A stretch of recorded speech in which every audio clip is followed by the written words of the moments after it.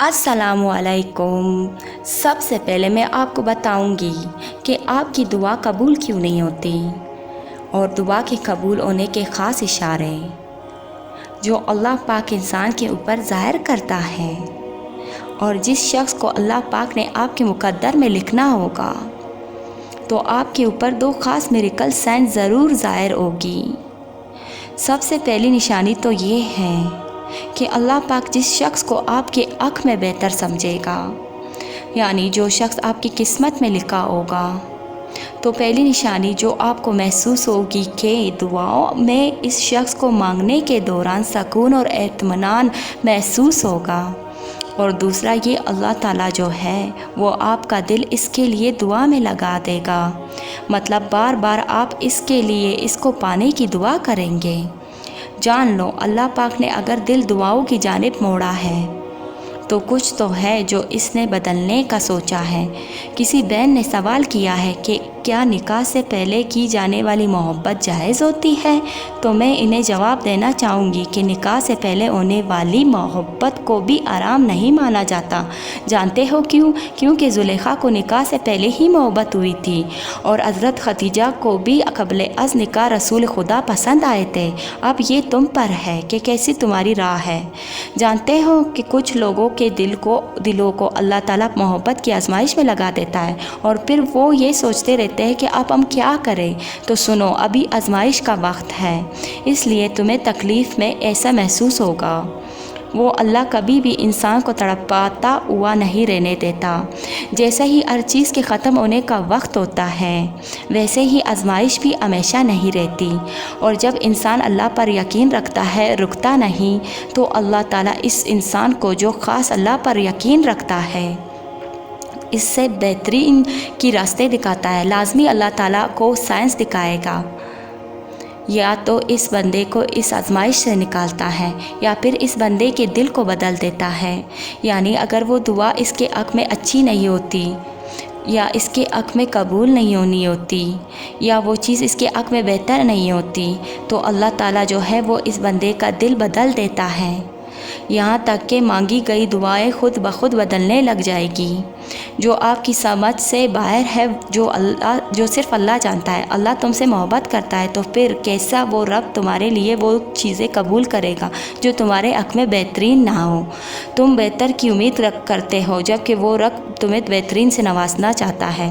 اللہ کے فیصلوں میں چھپی حکمت کو سمجھو۔ قرآن میں وہ رب فرما رہا ہے کہ ہم تمہاری آزمائش کریں گے اچھے اور برے حالات سے۔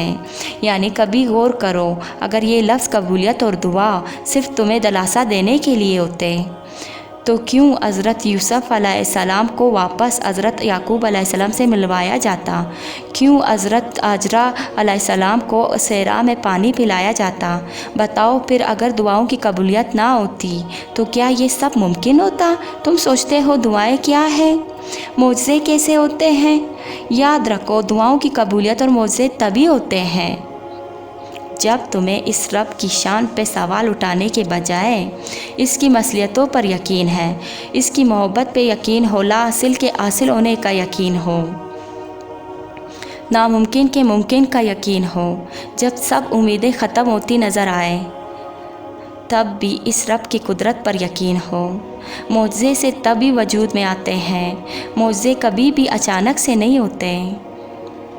آزمائشوں سے گزرا جاتا ہے، لیکن تم تو فوری ہی مایوس ہو جاتے ہو اور نا امیدی کی باتیں کرنے لگ جاتے ہیں۔ جس کو تمہیں پہلے رکھنا چاہیے، اس کو تم آخر میں رکھتے ہو۔ جب ہر طرف سے تمہیں ٹکرایا جاتا ہے تو تم اس رب کی طرف پر آتے ہو۔ اس سے زیادہ خوبصورت بات کیا ہوگی کہ جب واپس لوٹتے ہو اس کے پاس تو وہ تمہیں تھام لیتا ہے، گرنے نہیں دیتا۔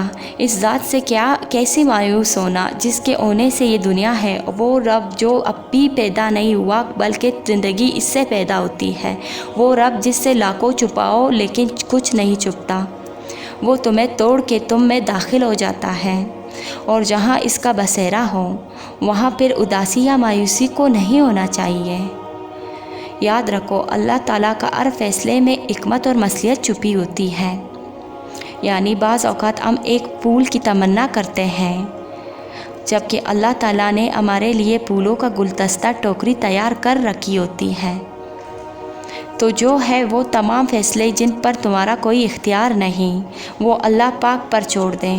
بس دعا کرتے رہو دل سے، یقین سے کہ وہ رب جو بھی کرے گا آپ کے حق میں وہی بہترین ہوگا۔ آخر میں ان بہنوں کی جائز خواہشات کے پورا ہونے کی اللہ سے دعا مانگ رہی ہوں۔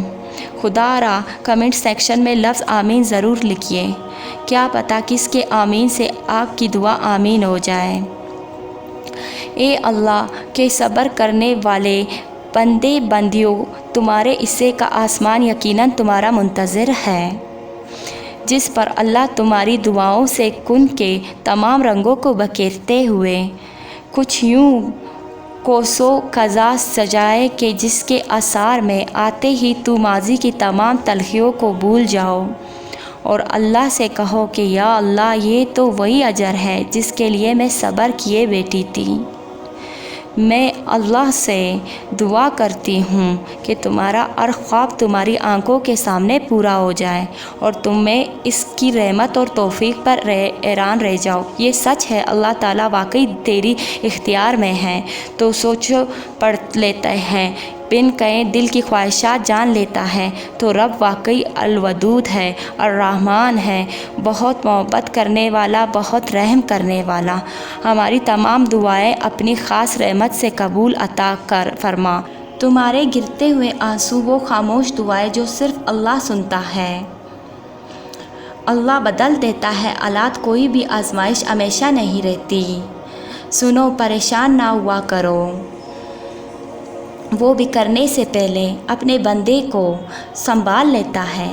گرتے آنسو یا بے بس دعائیں، قبولیت کی ہر ڈوری تمہارے مانگنے کی شدت سے جڑی ہوتی ہے۔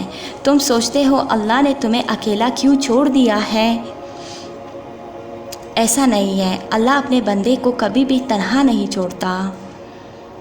وہ تو منتظر ہے بندہ مجھ سے سوال کرے، اپنے گناہوں کی توبہ کرے۔ بے شک اللہ غفور اور رحیم ہے، وہ تو ہر پکارنے والے کی پکار سنتا ہے۔ یہ الگ بات ہے کہ انسان نقصان اٹھا رہا ہے، انسان دعا کی قبولیت کی جلد مچا دیتا ہے۔ سنو، ہم نصیب سے نہیں لڑ سکتے، نصیب سے صرف دعا کی عاجزی لڑتی ہے، کیونکہ نصیب سے زیادہ قیمتی دعا ہوتی ہے۔ جب زندگی میں سب کچھ بدل دیا جائے تب انسان کے پاس صرف دعا ہوتی ہے جو نصیب بدل دیتی ہے۔ جب تم نقصان اٹھاتے ہو تو کوئی بندہ، کوئی رشتہ، کوئی اسرار نہیں بنتا سوائے رب کی ذات کے، جو ذات رات کے اندھیروں میں درختوں پر بیٹھے ہوئے پرندوں کی نیند گرنے نہیں دیتا۔ تو وہ ذات کیسے انسان کو بے یار اور مددگار چھوڑ سکتی ہے؟ اللہ اپنے بندے کو کبھی بھی بے بس نہیں چھوڑتا۔ اللہ تعالیٰ اپنے بے بس بندوں سے بار بار کہتا ہے کہ بے شک ہر شے پر قدرت رکھتا ہے۔ جو بھی مشکل وقت تم پر آتا ہے وہ دراصل تمہاری آزمائش ہوتی ہے۔ وہ سب جانتا ہے کس کو کب کیا اور کتنا دینا ہے۔ ذرا سی سختی پر مایوس نہ ہو جانا، اللہ اپنے بندے کو کبھی بے بس نہیں چھوڑتا۔